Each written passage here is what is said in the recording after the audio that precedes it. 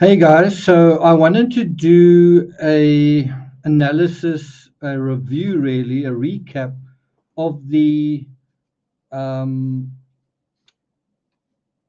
press, the bad press that Detective Amaral received over the course of the Madeleine McCann investigation. So I really want to sort of juxtapose and divide this whole analysis into three parts. The one is the bad press. You can see an example of that on the side of the screen. Then I want to deal with theories of what actually happened, basically three theories. I'm also going to share what I think happened in brief detail. Hey, Melissa. And then I want to end off by looking at if you say that the Portuguese detective was a disgrace, compare that to the other investigation, the British, I guess the British investigation or the pro McCann investigation, right? Hey, Angela. Hey, Sharon. So if you guys are wondering, why on earth are you doing this when your British audience are asleep? Well, a couple of reasons. One is I can't sleep. The other is we're having serious load shedding in my country. And when the power went out the last time, I kind of had a impromptu nap, which is why I can't sleep at the moment. So I thought I would just do this sort of make hay while the electricity is on. We're kind of having double power failures, like 2 hour, 3 hour power failures twice a day. And so it's quite hard to dodge that, and so I just thought I would do this while the lights are on and also while I'm awake, kind of thing. So that's really the idea behind that. Mel Stiller, good to see you. Wow, I didn't really expect to see so many people here. Helena, good to see you. Okay, so we're going to quickly go through some of the prominent uh, press reports criticizing the lead detective in the Madeleine McCann case, right? So let's have a look at this one. Maddie Hunt, the truth, disgrace. Police have ignored 250 sightings of her. Cop leading probe works 4 hours a day. He has 3 hour boozy lunches with pals, right? So absolutely merciless criticism. And of course, 14, 15 years later, he's been vindicated, where the European Court of Human Rights has basically said that that he had certain factual things on his side. In other words, they didn't. 7 judges unanimously supported, I guess, his case, right? It's quite a big jump from the narrative right at the beginning, right? Police have ignored 250 sightings of her. Was he supposed to go and check on those 250 sightings when some of the evidence was showing that Madeleine wasn't even alive? So that's the first one.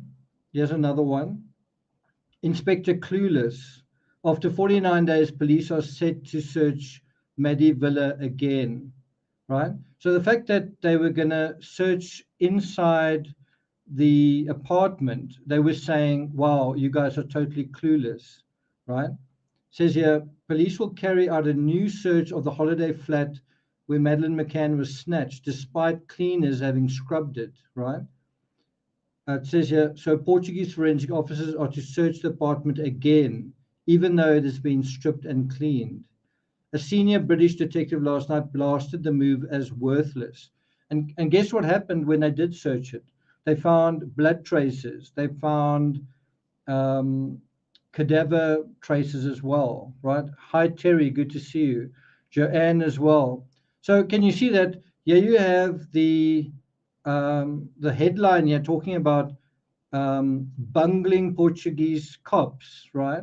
And this is dated June 19, but it was about a month after this when they searched the apartment that they actually found these traces. So it was actually important that they went back to square one and searched the apartment, right? Not go after 250 sightings from her. right? Not go after, not pursue these sightings in other countries or whatever, other towns. So here's another one. Let me bring that up. Sickening. At 1:15 p.m. he goes for lunch. 4:23 back to work. Now the whole thing that the McCanns were complaining about was that the detective had ruined their right to privacy. Well, look at how his privacy's been undermined. You know, when he has lunch, who he's having lunch with, if he's smoking a cigarette. You know, what about his right to his reputation, right?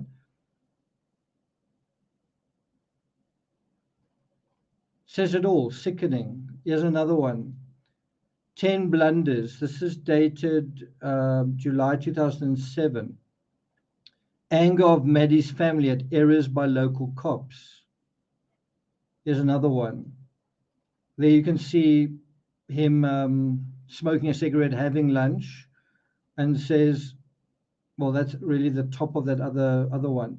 And here you actually have the detective in the Netflix documentary saying all of these reports were about trying to make him seem incompetent, right? There's another one.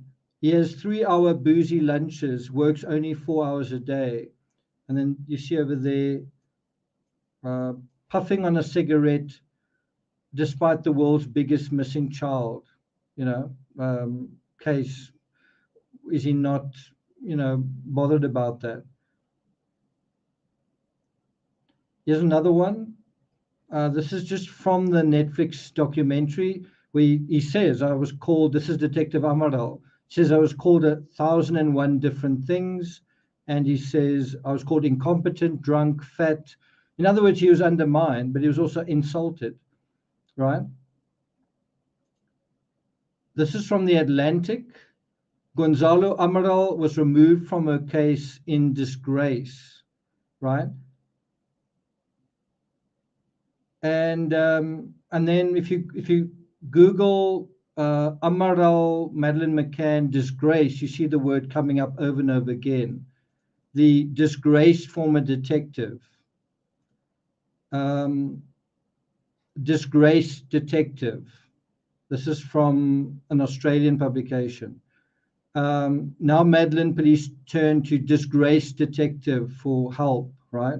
Discredited detective sacked. Lampooning the Portuguese detective as lazy. Portuguese detective says MI5 spies know what happened. Disgraced detective. And so it kind of makes you think, doesn't he deserve an apology?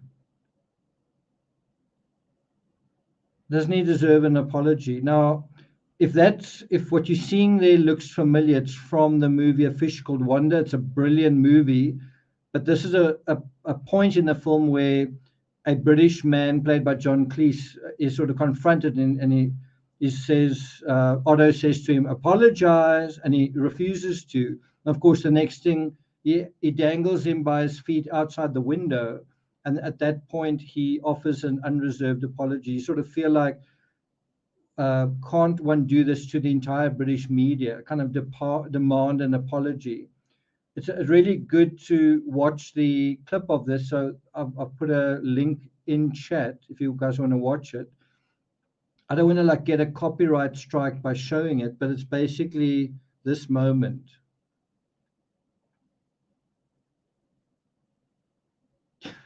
He says, I'm really, really sorry. I apologize unreservedly, right? And that is kind of like what we wish we could get from the British authorities, right? Yeah, Zircon says, why have dogs if you're going to ignore them?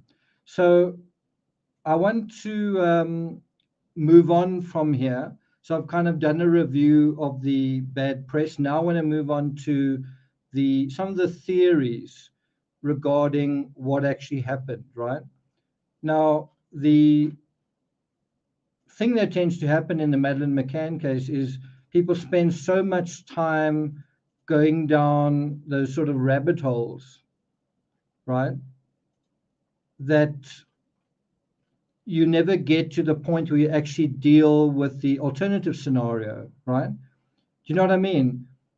We spend so much time either thinking about the abductor narrative or debunking it that we never actually seem to deal with the alternative scenario, which is if there wasn't an abductor, if there wasn't some kind of stranger, then what happened, right? If that's not what happened, what did happen?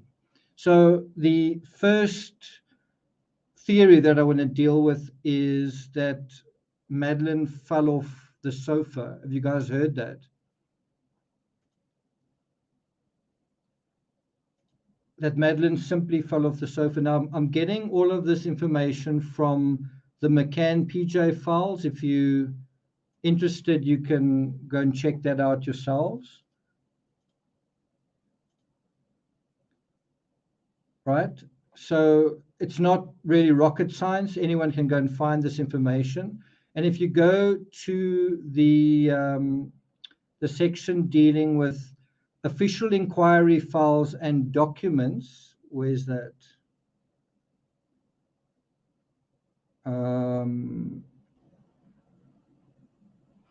I think it's this one. It's basically this one over here. Official inquiry files and documents, apartment 5A samples indicated by Eddy and Keeler report, right? I'm not sure if you guys can see that, right? 5A samples indicated by Eddy and Keeler report. Eddy and Keeler are the dogs, right? In that in the search. Eddy is the cadaver dog who barks when he alerts, and Keeler is the blood dog that sort of stands completely still over the relevant evidence. So in terms of this idea, did Madeleine fall off the couch and that's why she died? There is some evidence to support that. And let's kind of just go down here. Let's just scroll down.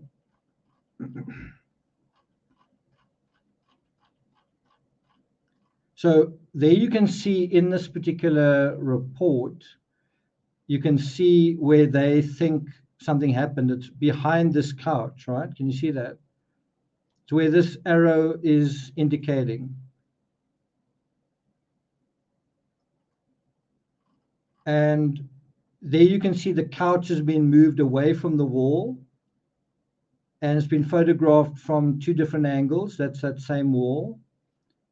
And if you go a little bit further down, now the couch has been again removed. And yeah, they found some vestiges. They've found some biological traces. They've numbered them 1, 2, 3, 4. Right? There they are. You can see there are tiles over there. I'm not sure if you can make out that those are tiles. But the important part to bear in mind is that, did you see the article saying that they'd actually already cleaned, they'd extensively cleaned the apartment and they still found these traces, right? Yeah, that's right. So again, this isn't rocket science. Anybody could go and find this information. It's on the PJ files. It's basically the discovery that the Portuguese police found and published online. It took a while to translate it, but there it is. So here it refers to some of the, where they found biological traces between tile fragments, skirting board fragments, and so on in the grout. So there you can actually see that they've actually, Cotton Star says this is a staged abduction case. So anyway, here they've actually lifted the tiles. Remember, this is where the blood dog alerted, right? Kind of on the right side of the couch as you're facing it. This is where the blood dog alerted. And so what they did was they actually lifted, they removed these tiles. And that's where they took kind of samples, right? And so these are all of the, like they refer to them as vestiges. These are all of the samples that they took. And yeah, so can you see why it makes sense to imagine that something did happen behind the couch, right? Can you see how that can make sense? So Terry Dean says, fell off the couch or behind the couch, right? So here is what I feel about that.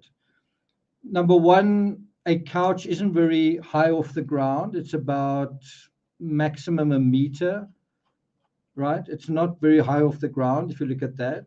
Also, if you look at that. So a child falling that distance, I don't think it's going to be life-threatening. If it was life-threatening, couches would come with sort of safety nets. Couches would come with sort of warnings that it, you know, that a child under the age of whatever shouldn't be allowed to play on it. Do you guys agree with that? Is there anyone here that has or had toddlers or 2 or 3-year-olds? Didn't they ever fall off the couch? Right? It's not a very long distance to fall. I would say it's maybe less than a meter. So you wouldn't have a fall like that and it would be life-threatening. Do you guys agree with that? Or do you disagree? Do you think a child or a person could fall that distance and die? Earlier this year, I was riding a mountain bike. I was going 32 kilometers an hour, and I hit the ground without realizing I was going to hit the ground. I hit the ground at speed, and all I did was I broke a rib.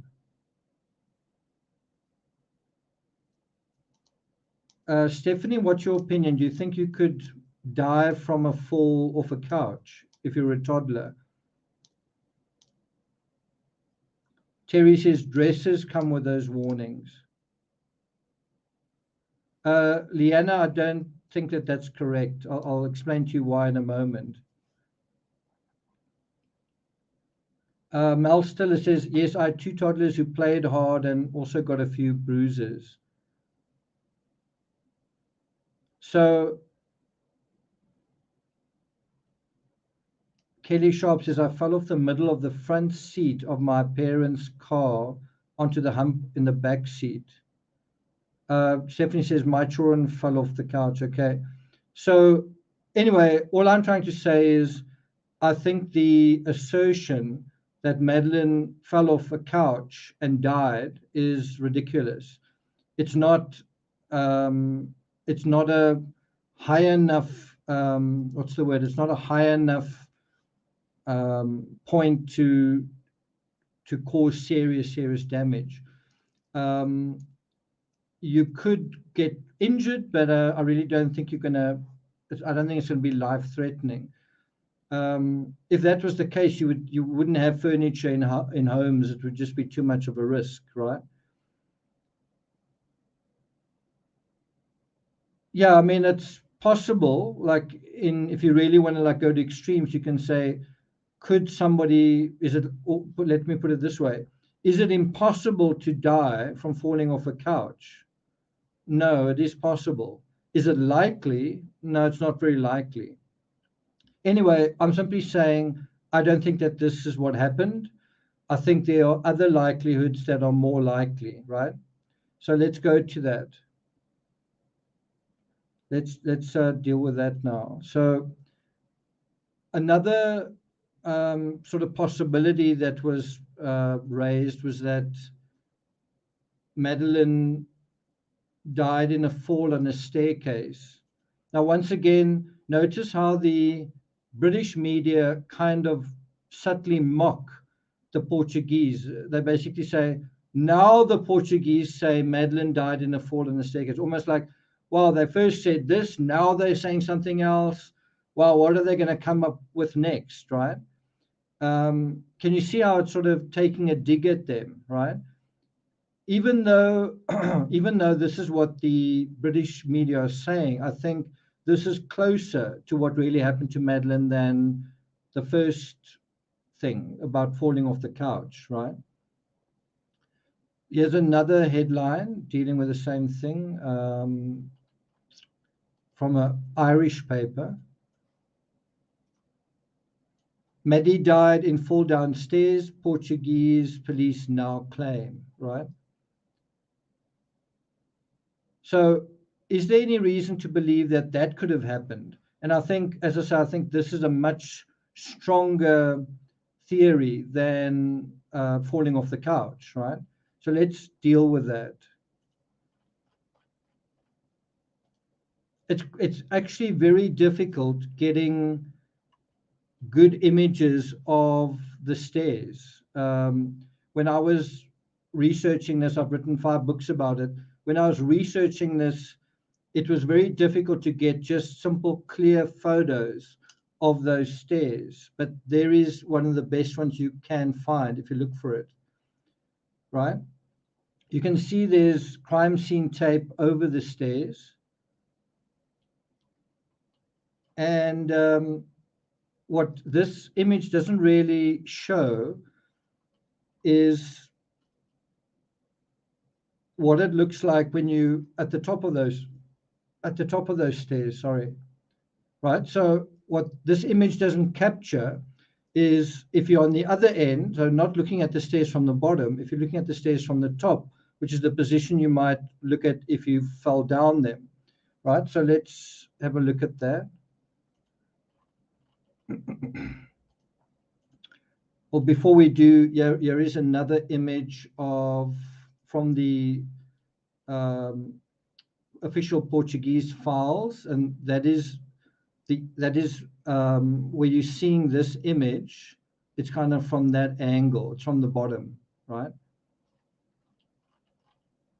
But I think this image really captures what we're talking about here. So if you're saying, could you fall, and could it be quite a serious fall, have a look at what that looks like. And again, try and imagine this from the point of view of not you falling down those stairs, but a 3 or 4-year-old. Imagine a 3 or 4-year-old standing over here and tripping and falling down these stairs. And then say, could that be life-threatening? Right? And what do you think the answer is? Helena says, is cadaver scent blood? It can be, but it's typically the cadaver odor that is formed by a cadaver.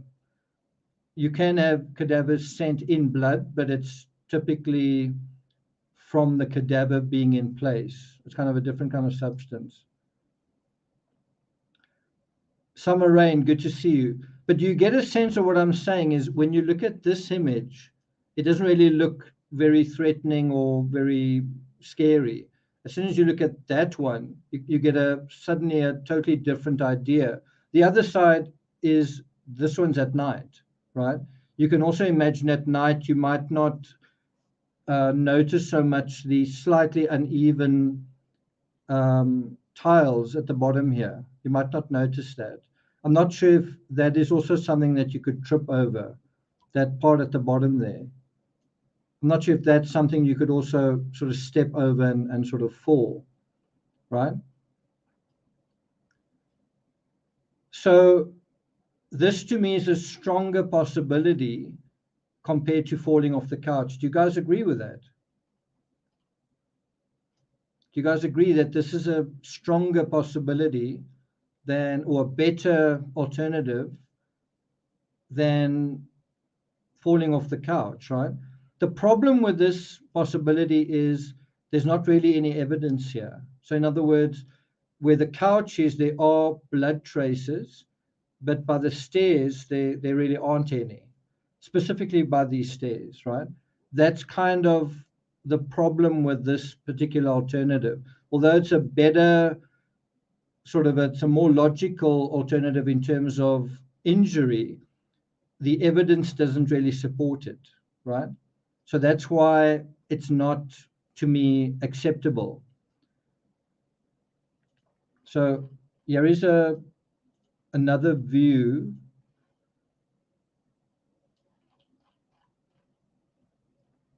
Here's kind of another, sorry, is that, so this one here.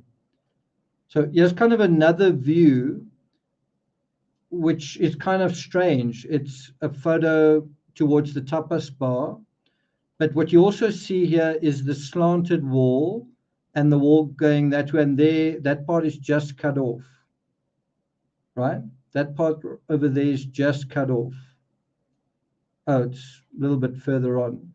But you can see what's going on here is it's almost like a step here, and then there are bars here, and then there's also plant material, right? And this then brings us to where I think Madeleine fell by accident, right? This is my theory in what really happened. So I don't think she fell by the couch, right? Although there's blood traces there. I don't think she fell down the stairs, although I think that is a better possibility for serious injury. I think the best option in terms of life-threatening injury is falling off the balcony, right? And unfortunately, I don't have it with me. Some of the last photos of Madeleine actually show her in like a playground setting. And you know, toddlers at that age, 3, 4 years old, they do sort of climb up things. And so what I believe happened is that Madeleine climbed up onto this step here and possibly was even on the top of this wall, or even climbed onto that part over there. She may not have appreciated how high it was, because on the other side of this is, you know, plant vegetative matter. So if she climbed up on here, she may not have realized what's on the other side. Maybe she wanted to see what is on the other side, right?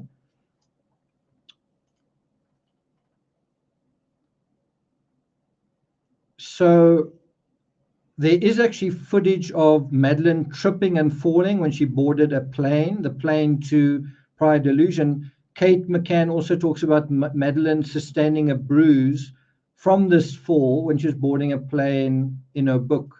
And this is an excerpt from Kate McCann's book, right?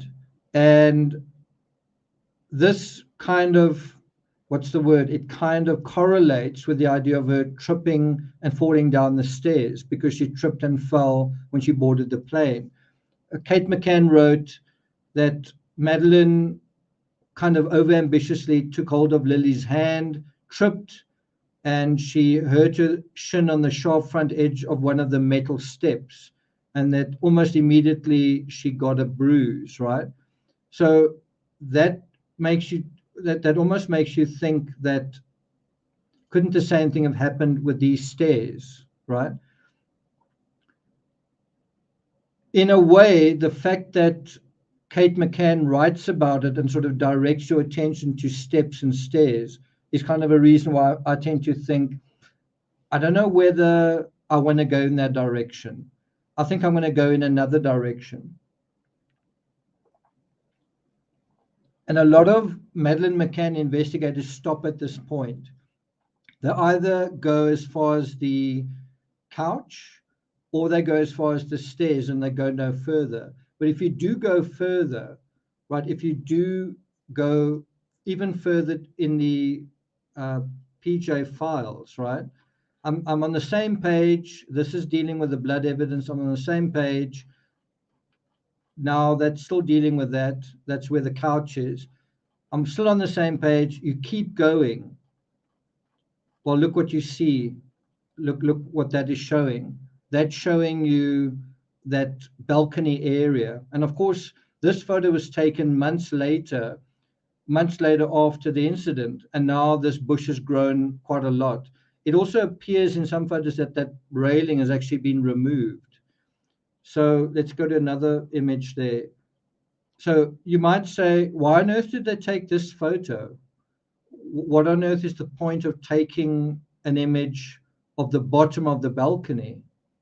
Well, it's because they took samples over here, somewhere around here, and also they actually even took, what's the word? I think pieces of the bush. They found something on the bush itself, which looks like it could be a bougainvillea. I'm not 100% sure what it is. But there, look at all of these photos that they've taken of this wall and that piece beneath it. Now, what I believe happened is that she fell this distance, which is 3 or 4 times the height of a couch, right? It's also falling down steps. You could fall down 3 or 4 steps. Doesn't mean you'd fall down all of them. With a vertical fall like this, with a vertical fall, you could get seriously injured, especially if you fell onto that edge there, right? If that edge wasn't there and you fell into the plant mat at the bottom, you could still survive. You might break an arm or break a leg, but if you fell chest first or head first or something onto that edge, that would be a very, very serious injury. You could damage your thoracic area really, really badly. Does that make sense?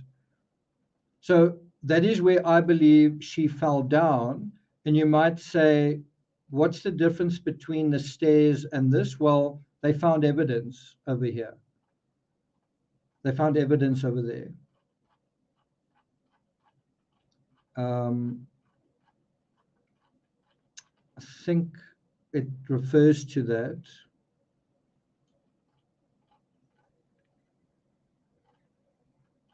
Let's just see where it is. Can you see that fragments of bushes?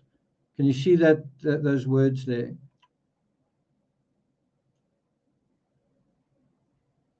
Fragments of bushes. So obviously the investigators thought that there was something there, right? And then if you go into the media reports, that's also quite important to go into. Then you see how there were slight, what's the word? There were slight alerts from the cadaver dogs also in that area. I don't know why they didn't. I don't know why that is not recorded. So we've got the cadaver dogs alerting inside the apartment. I've never seen video of them alerting in this garden area, but apparently they did. So let me show you this. So these are some of the graphics dealing with where the alerts took place. And I must say they are often either inaccurate or misleading. And it just shows you how how can I put it? It just shows you how the even reporters studying the case can make mistakes, which they then, and I think it's innocent mistakes, which they then pass on to the public, as you saw in the Kylie Rodney case with their maps. Alina says, oh gosh, why not rush her to hospital if she fell like that? That's quite an interesting question. Bear in mind, the parents of Madeleine are doctors and also their friends are doctors. You would imagine a doctor finding someone injured would think that they can, what's the word, that they can possibly help her. I don't know if that's the scenario that Amaral has spoken about, but the other possibility is for cadaver odor to have formed. You would imagine that someone was lying there for quite a long period of time, right? So by the time you reach the person, they may actually have either died or be beyond the point of recovery. Does that make sense? So in order for cadaver traces to have formed in the garden area, you would actually imagine that Madeleine had actually died and she'd lain there for some time. And so what I suspect may have happened was that Madeleine was retrieved from that garden area. And that's also the reason why no one saw her, is because if she's fallen into that area, even people in the balcony above wouldn't necessarily see that, because you'd have to lean right over and see between the plants, right? The bougainvillea, if that's what it is, may have given some shielding to being viewed from above.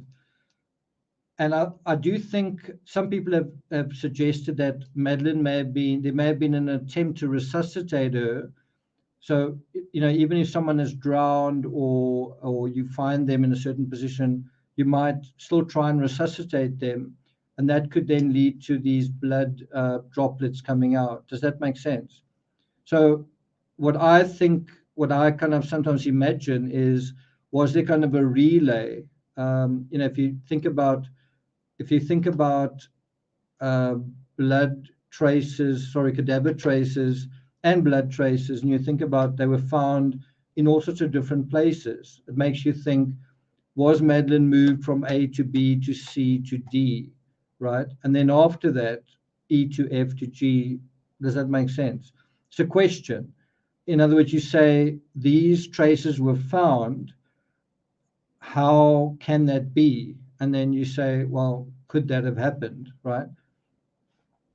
Yeah. So the question being asked is, were those droplets formed by an attempt to resuscitate behind the couch?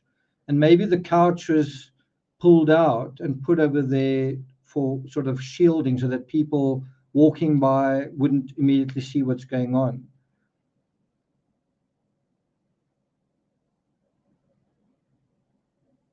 So let's have a look at this particular graphic. I think it's from 9 News. I'm not 100% sure, but it's showing cadaver dog alerts in the wardrobe in Kate and Jerry's bedroom. So over there, that's a cadaver dog alert. Then another one is both dogs alerted behind the 2-seat blue sofa, both dogs, cadaver dog and blood dog. And it actually says here, Maddie could have fallen behind the sofa. Then it also says cadaver dog alert in a flower bed at the rear entrance. That's cadaver dog alert, right? That's why I say, could it be that Madeleine fell down there and she must have lain there? Let me say this in a different way. Could it be that someone fell down there, and for cadaver traces to have been possible to be produced, a cadaver's got to be there like around about an hour. You could say an hour, 2 hours, right? So is that what happened? That did somebody fall down there and lay there for an hour, and then something else happened? So anyway, it says here, can you guys see that? Cadaver dog alerts in the flower bed at the rear entrance to 5A. There it is. Did you guys know that?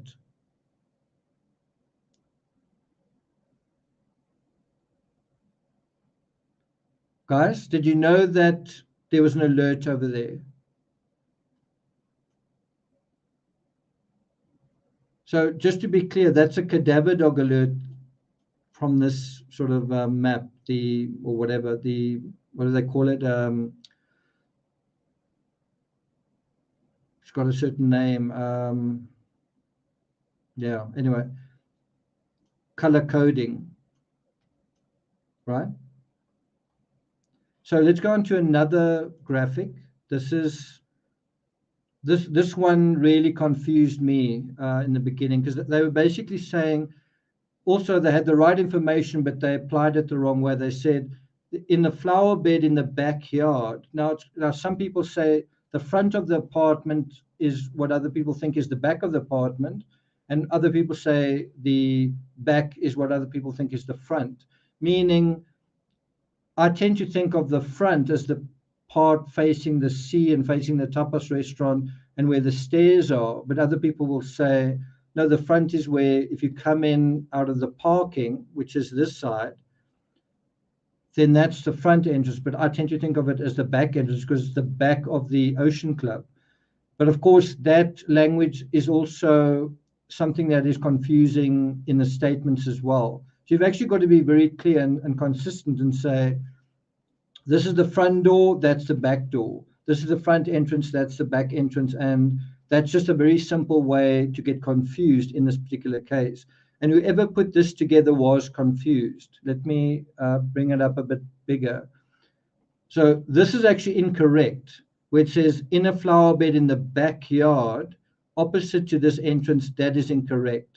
It was actually down here where that was found. Here's another mistake. This bed should actually be kind of over here, and this closet, this wardrobe, should be along this wall. And so this is also incorrect. That is basically correct, except that those traces were more on the right-hand side than on the left-hand side, right? So it just shows you how you can be misled by some of these graphics. Here's another one. So this is quite a good one. This shows the couch. Again, it's actually more on that side. You guys agree? Certainly the blood evidence is on that side. Then this is a much better graphic of the bedroom, but it now doesn't show the closet and it doesn't show the cadaver trace in this room. But this is certainly more accurate than the previous one. So that's the wrong configuration for the beds and the wardrobe. That's the right configuration, but now this time you can't actually see the wardrobe. And there's no reference to a cadaver trace here in this room, which there was. And then there's the single bed where Madeleine slept. I'm not 100% sure if the door did open this way. I think this is actually incorrect as well. I think the door opened the other way. I could be wrong about that. And then, of course, this doesn't show the cadaver trace outside in the garden either. It just shows you how inaccurate some reporters can be when they're trying to be explicit about something. I'm not going to really deal with this, but this is just dealing with how the abductor could have gotten in and out. I'm not going to deal with that. This is also dealing with some of that. I'm not going to deal with that here. We were trying to deal with what did happen, not with why something didn't happen. Okay.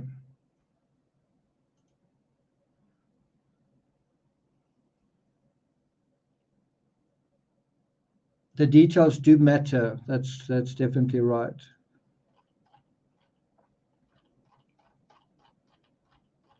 So I want to show you guys a photograph that I took when I was in Praia de Luz. And it's this image right here. So when I went to Praia de Luz, I was interested in seeing this wall myself.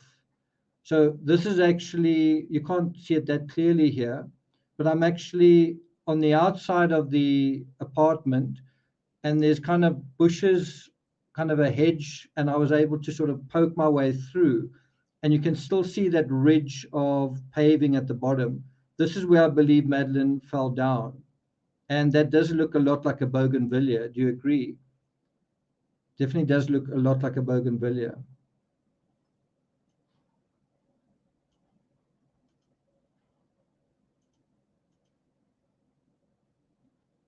So here are a couple of other images I took. I was in Praia de Luz in May, and I was there like on the 2nd and the 3rd, the night of the 2nd and the 3rd, and I wanted to see at what time it becomes pitch dark when you're there. So I took a couple of photos. This is a parking lot diagonally across from apartment 5A. There's that hedge that I sort of put my camera through that particular part of the hedge, and then you see the the wall on the other side, right?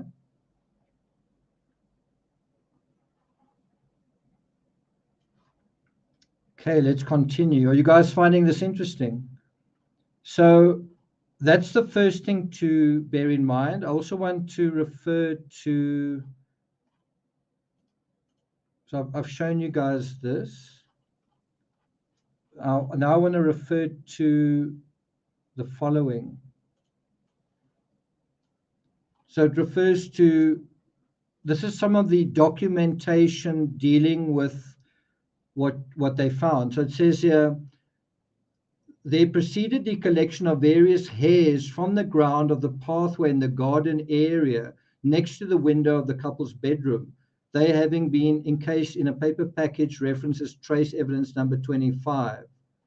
After the above, there proceeded the collection of several branches of the climbing plant, and I think that's another way of referring to bougainvillea. In the garden, they have been encased in a paper package, references trace evidence number 21, and are possible fibers on a wall of the apartment garden next to the climbing plant. Right? So I'm kind of someone who does a bit of gardening myself. And so, I definitely paid attention to that part. I sort of wondered if Madeleine had fallen down there, surely because of bougainvillea does have thorns and it kind of, I get caught on my bougainvillea all the time. Is it possible that if she did fall down there, that parts of her clothing could have caught on there, or her hair or whatever?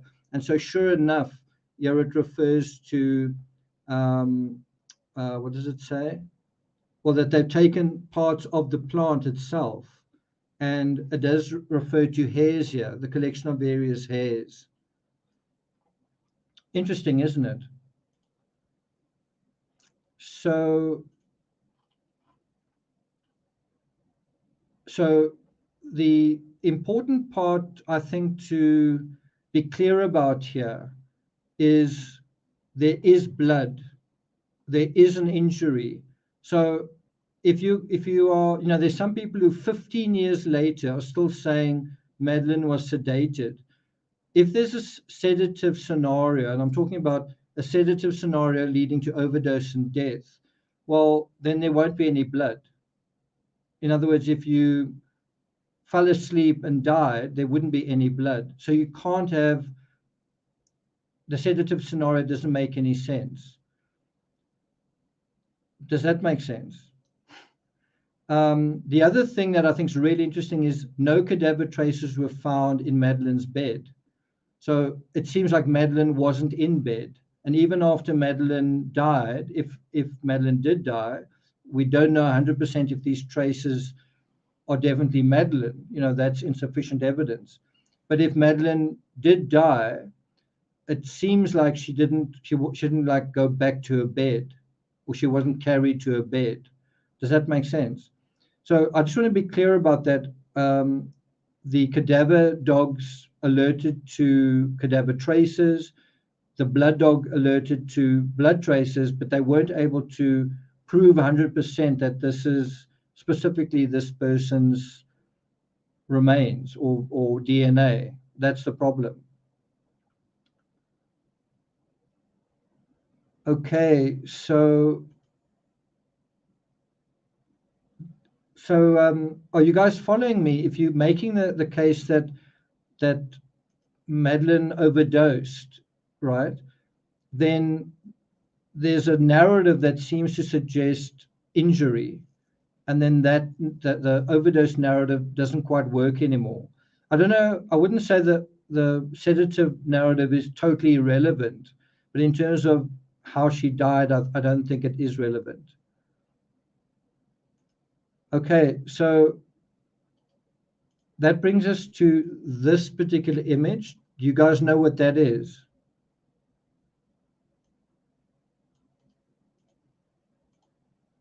Oh, you guys can't see. You guys know what that is?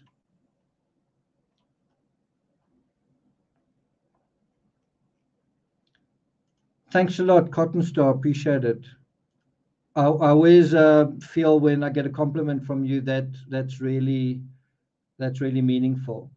So what I want to say is, if you try to prosecute this case, the problem was that you couldn't prove 100%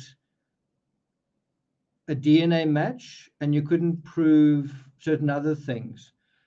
But think about the following. That is Madeleine's cuddle cat, and when they brought in the cadaver dogs, do you think the cadaver dogs alerted on? Do you think the cadaver dog alerted on this toy?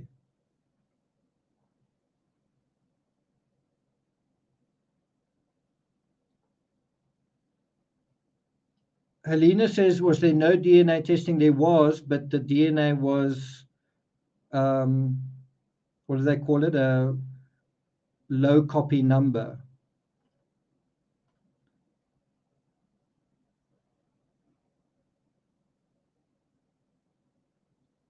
Yeah, so the answer is yes.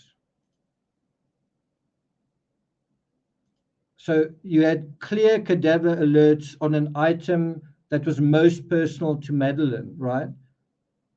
The cuddle cat. And what I imagine may have happened is that when a little girl was playing, she had a cuddle cat in her hand, and it's possible she fell down the balcony into the flower bed and still had the toy with her, and that's why you have the cadaver trace on the cuddle cat.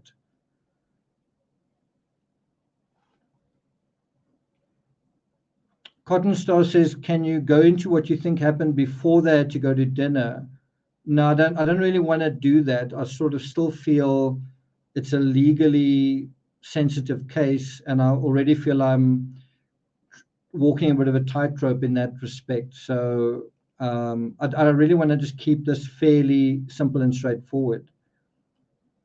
But if you're interested, you should read, unless you have already, you should read Deep into Darkness, where I talk about the when. Let me see if I can bring that up.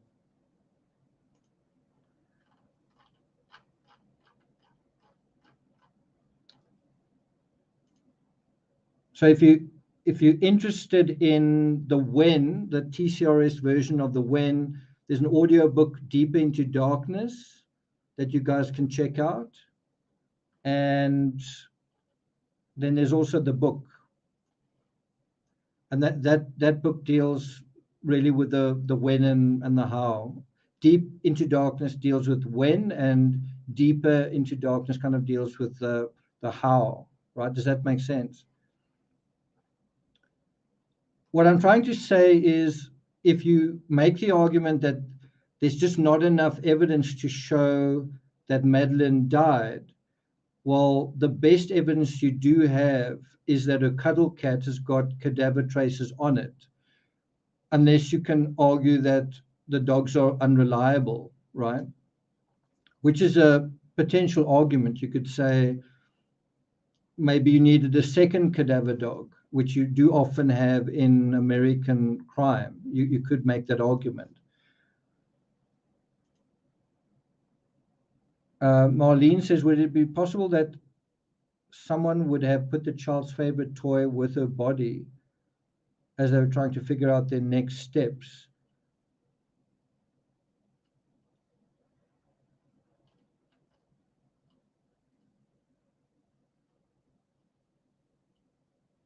Cotton Star says, same as John Bonet's pink Barbie nightgown in the cellar. Interesting. Yeah, there's so many similarities between John Bonet Ramsey and Madeleine McCann, just general similarities and quite specific. It's very, very interesting.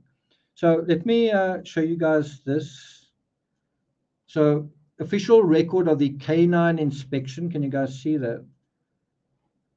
At 6:15 on the 2nd of August 2007 at the current residence of the McCann couple. So at this stage, the McCanns had moved to a villa. So it's quite interesting if you think about it. The McCanns say their eldest child was abducted. They had two other children. They had two younger children, and then they remained in Praia da Luz for like the whole of May, June, July, August, for 4 months. Now, can you imagine? You think your one child's been abducted, so you still stay in this area that's so dangerous with your other two children.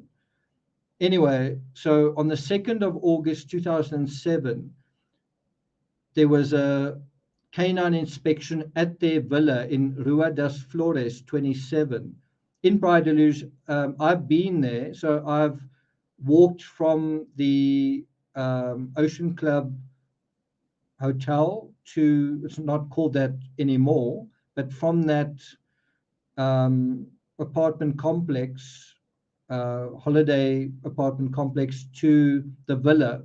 It's around about 1 or 2 miles. It's not really that far. It is quite an up and down road, but the whole of Praia da Luz is sort of up and down, left and right.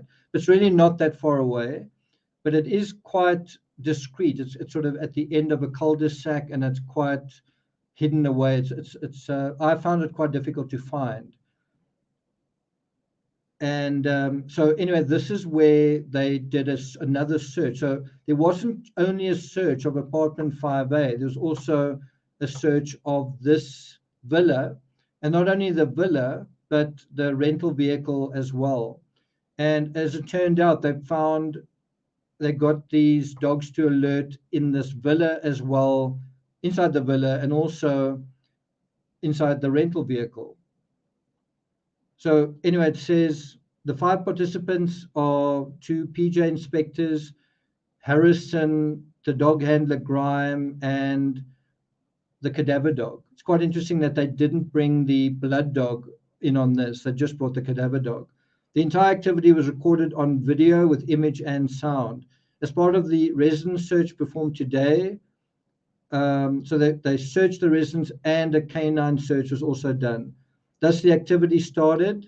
Then it says at 18:36, so just 22 minutes after, I guess, starting, Eddie, the cadaver dog, marked in the area of a cupboard in the lounge, it being confirmed that the dog indicated a pink soft toy belonging to Madeleine McCann. So in other words, what actually happened there was that the cuddle cat was inside a cupboard area, behind a cupboard, and the dog didn't alert on the toy.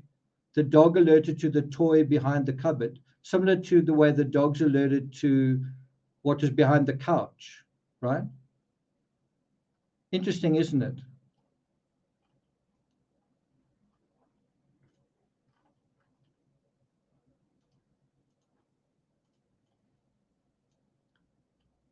So let me bring that up a bit bigger. In these terms, the pieces of clothing recovered from the home were laid out individually in accordance with instructions given by the British technicians. The dogs then walking the area where they chose the piece of clothing were laid out by order with the following results described below. This was a separate search. Let me bring myself back. This was a separate search where they basically took clothing and they put it into suitcases, and then they went to a separate area. Then they laid out the items of clothing separately, right?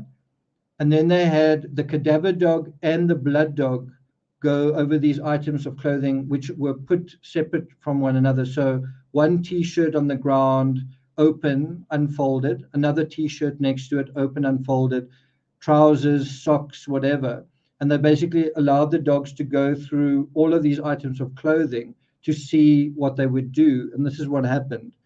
It says between 11:20 and 11:30, the 2 dogs were allowed to reconnoiter the entire area. That was before there were, so in other words, to make sure that there was no alerts there already. And then they found they didn't detect at all. And then I guess they unpacked everything. Then it says, items from the box labeled common room were inspected by the blood dog without result. At 23:41, the cadaver dog began its inspection and marked some clothing at the edge of the area. Right? So the cadaver dog marked clothing that was taken out of a box labeled common room. And then, so basically you had cadaver traces in the flower bed, behind the couch, in the McCann's bedroom, in the closet, on the cuddle cat. These are all cadaver traces. In the rental vehicle, on the key fob of the rental vehicle, and clothing. So it says here, clothes from the box labeled lounge or sitting room were inspected by the blood dog without any result. The same clothes were inspected by the cadaver dog, also without any result. Okay. So that concludes the sort of middle section. So in this episode, I kind of wanted to deal with three aspects. The first one, the bad press that Detective Amaral got. And like I said, I think he deserves an apology, right? I think he deserves this.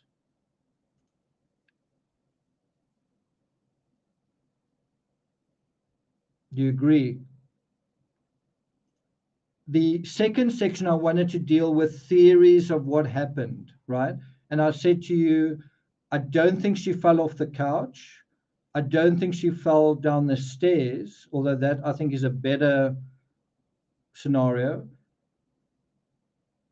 There seems to be strong evidence or strong reason to believe that she could have fallen from the balcony and then possibly taken inside and an attempt to resuscitate, right? Now, the third section I want to deal with is if you say that Amaral, if you say that Amaral was a disgrace, that what he investigated and what he thought was an absolute disgrace, right? Then what did the British police do that was so great, right? So if you say this Portuguese detective was a disgrace and he was incompetent, then you say, okay, so let's show us what competency is, right? So that's the third section I want to deal with. So have a look at this. Right? Why did Maddie Cops waste years on a sighting of a GP? Right? And the article is basically saying, where's the rest of that now?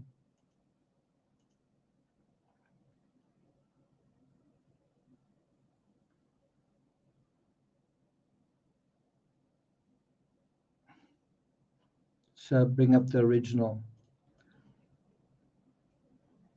Okay, so it says here, can you guys see that? It says, why did Maddie Cops waste years on sighting? And then here on the left side here, cops spent 4 years trying to identify a man seen carrying a child on the night Madeleine disappeared, despite the GP saying it was probably him. And then it refers to Julian Totman. So you say, wow, this Amaral is a disgrace. He's discredited. He's lazy, whatever. Well, the other cops spent 4 years chasing a lead that turned out to be total waste of time. The person they were chasing kind of came forward and he was like Donkey in Shrek going, me, it was me, you know, the person you're looking for is me. And they're like, no, maybe it's somebody else. And he was like, no, it's me. The person, Tanner Man, is me. So you want to talk about a disgrace, spending 4 years trying to identify someone, and he's saying, well, that's me. I can make your job a lot easier, right?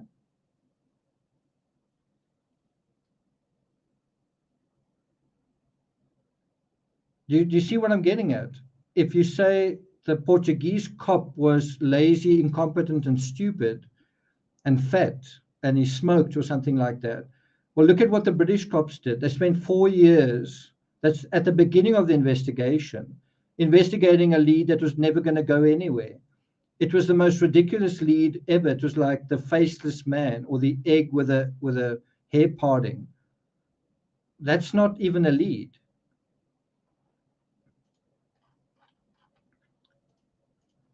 But it gets better. They also used this kind of technology I call it Spock's tricorder. They got a guy to come around there with this incredible device, right? Again, the idea is, so Amaral is disgraced. So let's see what's the right way to search for Madeleine. Well, get Spock's tricorder on the scene. And funny enough, it was a South African who came along and he said, I've got this device, and if you put some DNA in it or a hair, bingo, it's going to find somebody kind of immediately, right? And that's this fellow. And it says, I know where Maddie body is. That's from the Sunday Mirror. That's from is it the 10th of July? And so this guy basically said, I'm going to be able to find it for you, find Madeleine for you, right? Joanne, thanks very much. Wow. The British needed to discredit the Portuguese. Joanne, I think it was also the British were basically on the side of the McCanns. And so everything that was pro-McCann was published in the British media. And obviously anything the Portuguese said or did was ridiculed. But now consider this guy who was trying to search for Madeleine kind of with a tricorder. Where's that image now?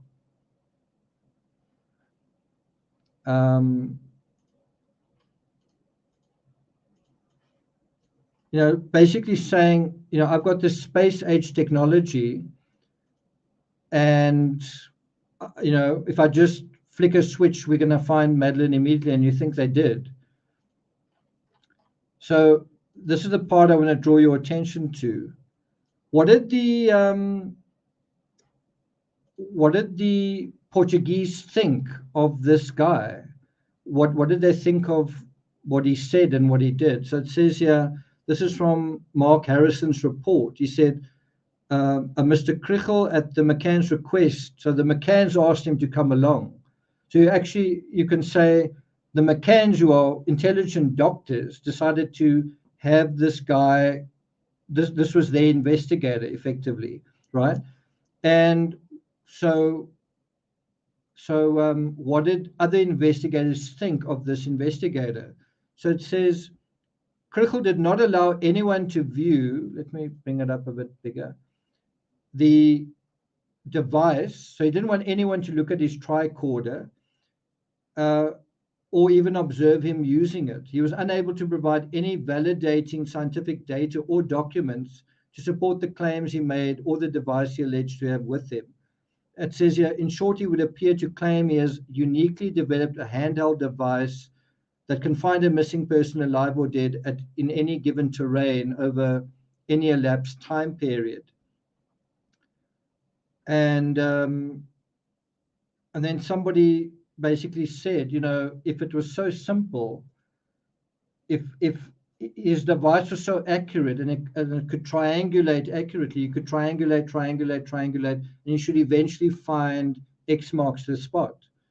The other thing was that he said, the reason I can't show you my device is I'm trying to patent it, and the patent is sensitive. Well, that was in 2008, I think.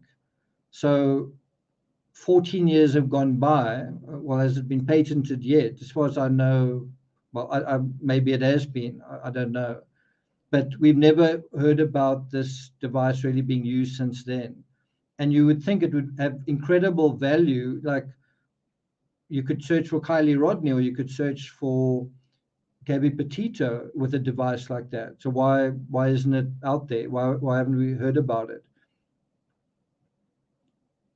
So all I'm trying to say is, if you say Amaral is a disgrace, and is incompetent, and you say, yeah, the pro-McCann investigation was much, much better, and then you say, okay, well, they spent 4 years looking for a man with no face, an egg with a parting. That's how ridiculous that is.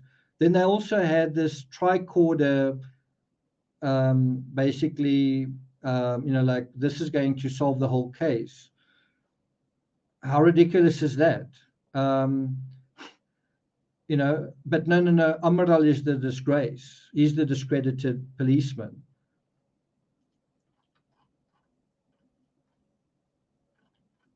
So that's really my story. And like I say, I really think that is what needs to happen here. The British media need to apologize to Amaral unreservedly. Do you think that's going to happen?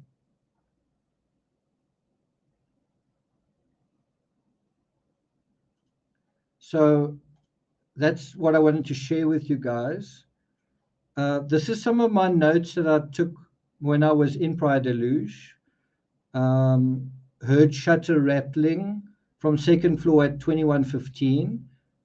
Knew what it sounded like because I've struggled to open. And so what I was basically just saying is, while I was sitting outside the apartment, I think this was on the 2nd of May, someone opened a shutter, and I heard it from not miles away, but from a long distance away. You could clearly hear it.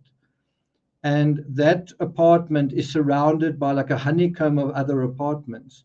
And that just makes the idea that the abductor got in through the window after opening the shutter just extremely unlikely, because you can hear it. Anyone would have heard it. So that's also a map that I bought. And Praia de Luz is, it's actually not shown here. There's Portimao, there's there's Luz. And this is quite interesting. This is the most southwesterly point in the whole of Europe. This point over here, Sagres, is kind of just slightly cut off there. But this point going out over here, there's Luz. That's where Madeleine was, where she disappeared. But this point here is the most southwesterly point in the whole of Europe. And I want to share with you some photos I've got of that area. That's what it looks like.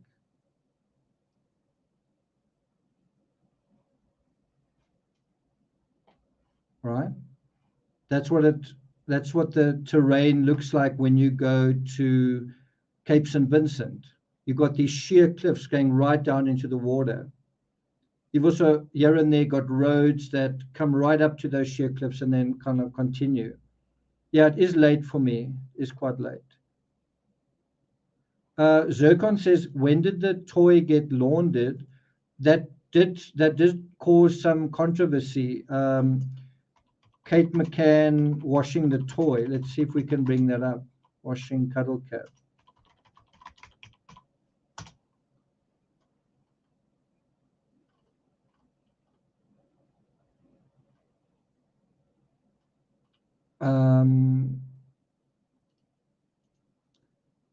Well, some people are saying that that's a myth.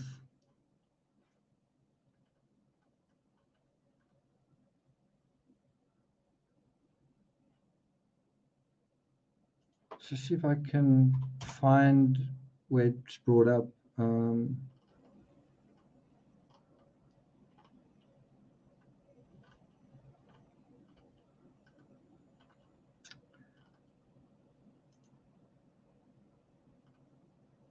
Yeah, anyway, sorry, I would need more time to sort of figure that part out. So I want to share with you guys just some more photos that I took when I was in the area.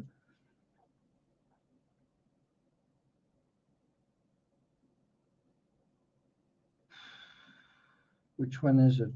This one. Yeah, I think it's this one.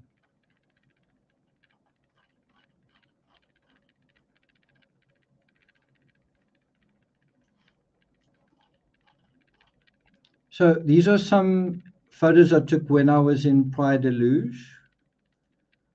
So obviously when I was there, I bought alcohol, I bought food, I bought sunscreen. I may have bought some antihistamine or whatever. And so these receipts show what I bought, and I just don't know whether. And I mean, I ended up with a lot of these receipts. I don't know whether they found receipts amongst the McCann's things. It's quite an interesting thing that in the JonBenet Ramsey case, the simple things like credit card records and phone records are sort of very limited. I think the phone records are only a very short amount in December. And the credit card records, I think they really struggled to get hold of. I'm not sure if they did ultimately get hold of very many. It's another really interesting question with the McCanns. The call records, the receipts for things that they bought is just an interesting area to investigate as well. You know, for example, there's this idea that were they drinking excessively, or how much were they drinking? Well, your receipts would give an answer to that, right? So these are some of my these are some of my receipts from things that I bought while I was there. And you can also see that I had a camera with me and I took photos. So that would be another thing that you should be able to get hold of, the photos. That was also quite difficult to get in the JonBenet Ramsey case and the Madeleine McCann case. The first photos of Madeleine were actually sort of not from her being on holiday, which is quite strange, when she was kind of younger. There's some of the medication I was taking. You can see some of the medication I was taking there. You know, it's kind of usual when you're traveling, you take certain kind of medications. That's a photo I took outside the apartment. You can see this road over here goes straight and then down, down and then it turns.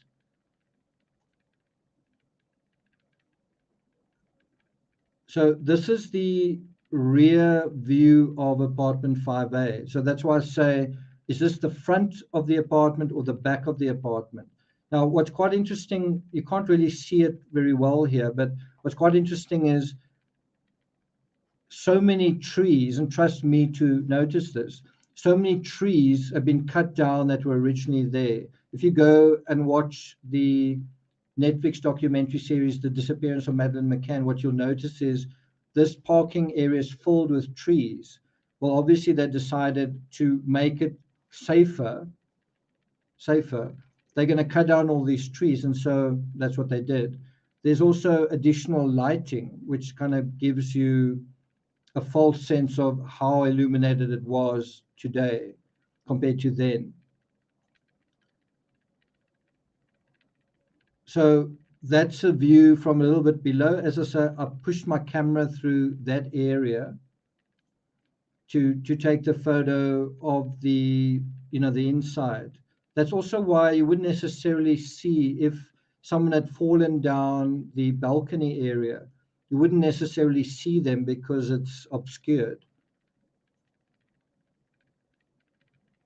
So one of the big things I was looking for was, what time does the sun go down and what time does it become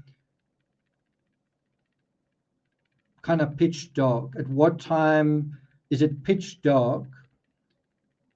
Because that puts you to some extent in the mind of the person who is doing something they shouldn't be doing, because you would imagine they want to do it under the cover of darkness. And I think I found, so somewhere between 9:20 and 9:30, it achieves maximum darkness, right? And that's why I thought it's very unlikely that something happened up until 9:15, which was the original Tanner Man thing, because it's still too light then. There's still a little bit of illumination. So that was another thing I went there to study, to experience in person. You can see it's now called the Garden Club. Actually, the original owners or whatever basically went bankrupt following the incident. This is a view from the other side. you can see there are some trees here, but a lot of the trees in this area have been removed. You can also see how the road tilts up and then goes left. And what I found really interesting being there was the limited line of sight all the time. So you could walk a certain distance. As soon as you went far enough, then you went around a corner or the road tilted down. So it was quite easy to be out of sight if you walked far enough.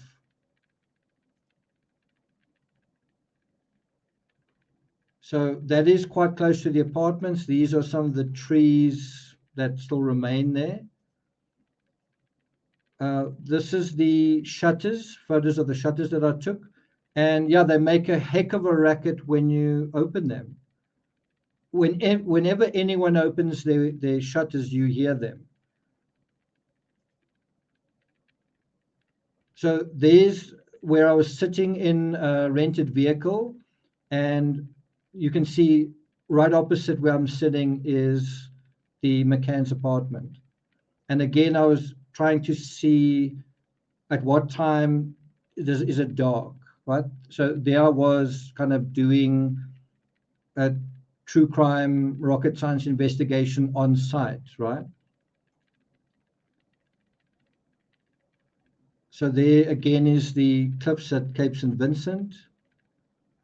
There's the time. So I basically did an experiment, which I wrote about in Deeper Into Darkness, where I wanted to see how long it would take to walk from apartment 5A, walk, not run, to a certain spot where I think a disposal could have taken place, and then get back to the back of the tennis court area of the Ocean Club.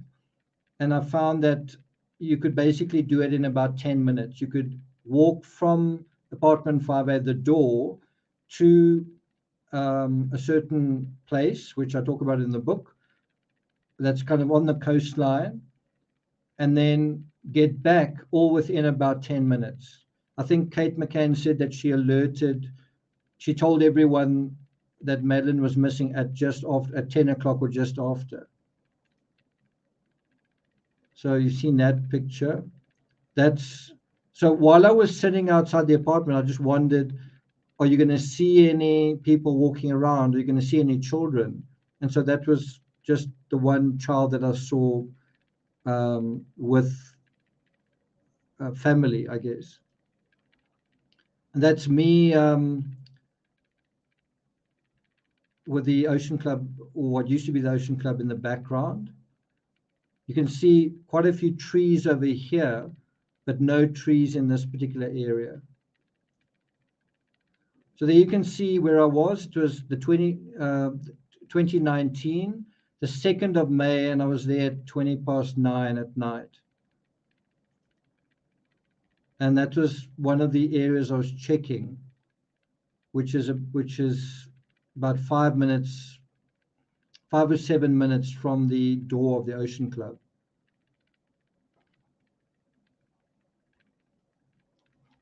So yeah, so I just wanted to share my thoughts with you, just because this case has meant quite a lot to me. I've put quite a lot of effort into it. It's one of the few cases I've done where I've gone there myself. And I think that counts for something. So if you guys are interested, I've written a book about the case. It's Doubt, the Madeleine McCann Mystery. This is on Amazon.com. You can see it's quite well reviewed, 3.9. And obviously, so it's part of a series. There's book 1, 2, 3. So I'm going to put a link to that in.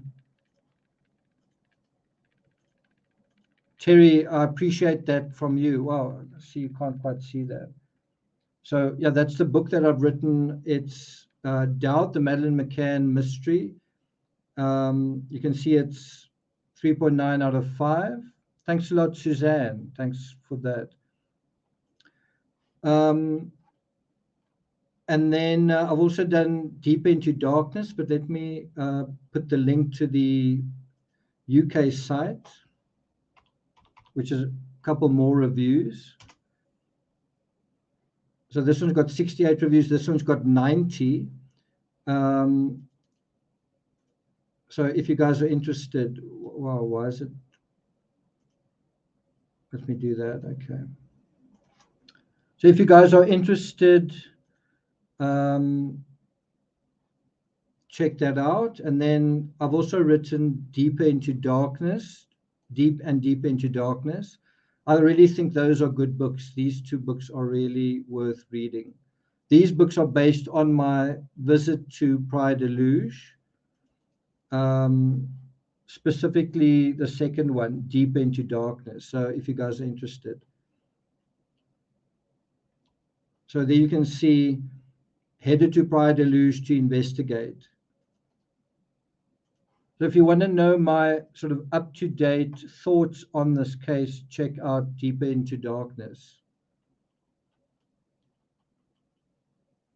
That's also got quite a high rating, 4.1 out of 5. Okay. Any questions? And I do think that the apology that is given in A Fish Called Wanda is, if you ever want to apologize in the best possible way, it's quoting this guy. He says, I apologize. I'm really, really sorry. I apologize unreservedly. I offer complete and utter retraction. The imputation was totally without basis in fact and was in no way fair comment and was motivated purely by malice. And I deeply regret any distress that my comments may have caused you or your family. And I hereby undertake not to repeat any such slander at any time in the future. So, if you ever want to apologize, keep that sort of statement in the back of your pocket. You can't really do better than that.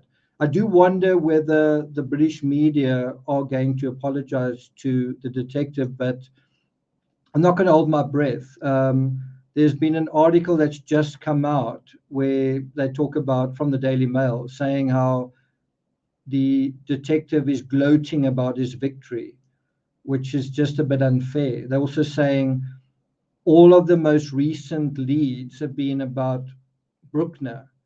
Well, what about the most recent thing from a very high esteemed source is this judgment from the European Court of Human Rights? So once again, the bias, they just can't seem to get over that bias. It's quite disturbing, I think.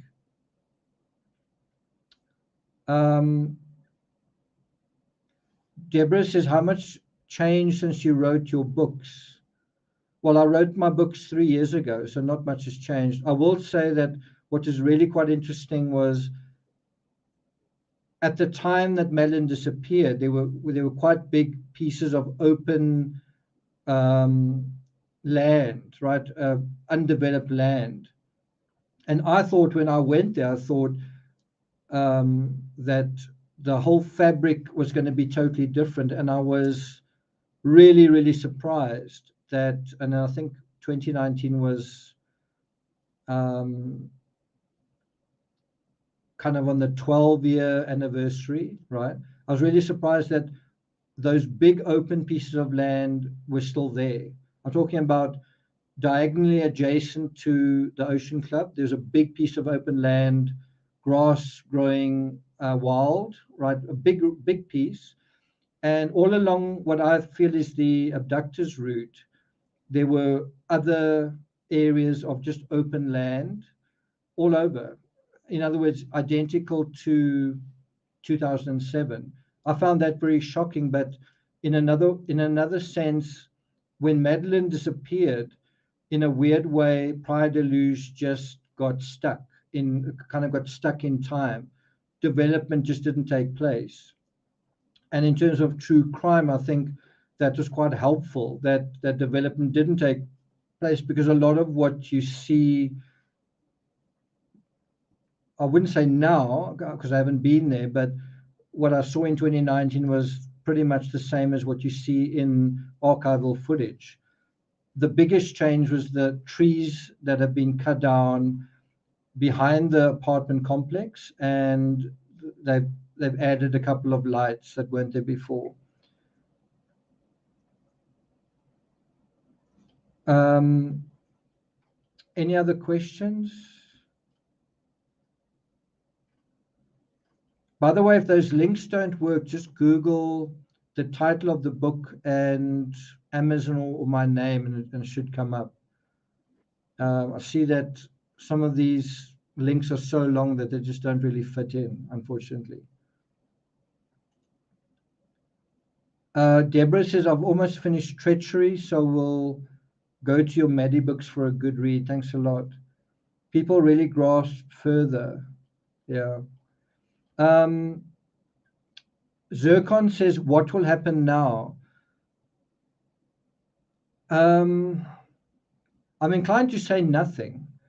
I'm inclined to say that I think what you can kind of expect is that the British media are just going to continue sort of what they've done. I think some impetus will go out of that. I don't think it's like nothing has happened, but I think they in a way going to just pretend that nothing has happened. I do think some of the impetus is going to go out of that side of the story. It is possible people who've previously been Carter-Rutt, people who've been previously sued or whatever, it's possible that they may be activated by what happened. It's hard to say. Remember, at the same time, it's not that the McCanns have been found guilty. They've simply just been found not innocent, or not, how can I put it?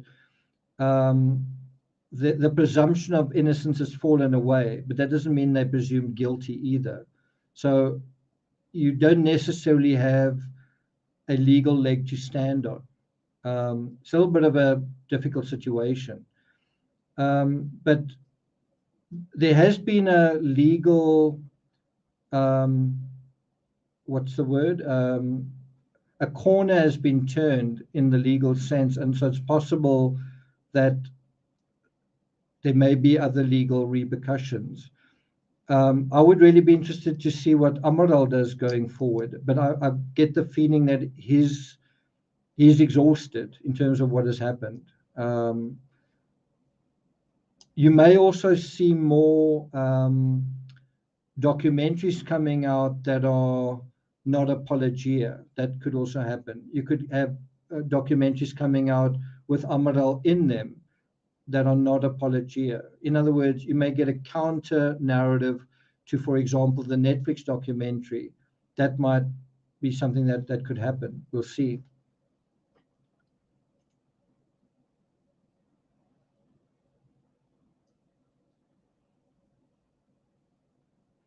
Terry says if his book gets published, that could be our first TCRS book club.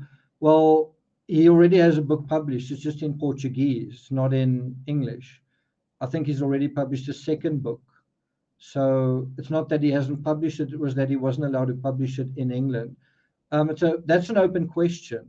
Does this mean he's allowed to publish it in Britain? I don't know. I don't know whether the ECHR ruling has power in Britain. I would imagine not, but I don't know. I don't know.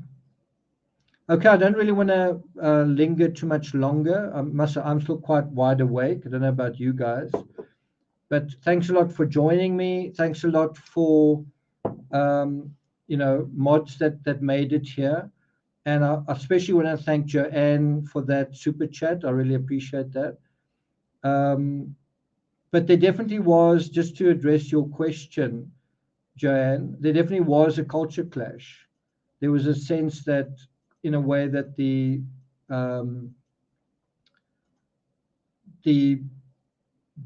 British were sort of superior, and there is some support to that. I mean, the dogs came from a British agency. The Portuguese didn't really know about that, and I think they were a little bit behind, certainly in that area. But I do think there was also a bit of a snobbery of, we better than you, and don't tell us what to do, and this, that, and the next thing. Sharon, thanks for making it. Matt says, great work, Nick. You explained the facts so well. Thanks for that. Mel Stiller says, what I want to say, basically, I want to thank the mods. Yeah.